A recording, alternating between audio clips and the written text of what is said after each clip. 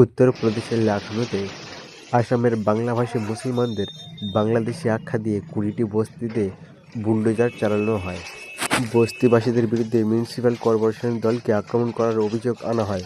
তারপরে লখনউয়ে মেয়র সুষমা খারগোয়াল ঘটনাস্থলে পৌঁছেছিলেন।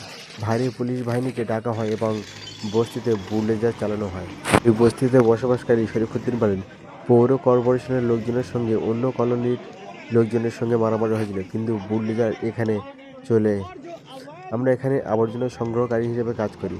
আজ হঠাৎ একটা মারামারি হয় এবং আমাদের কলোনির উপরে একটা বুলডোজার চলে। আমরা সবাই বাংলাদেশি নই, আসামের বাসিন্দা।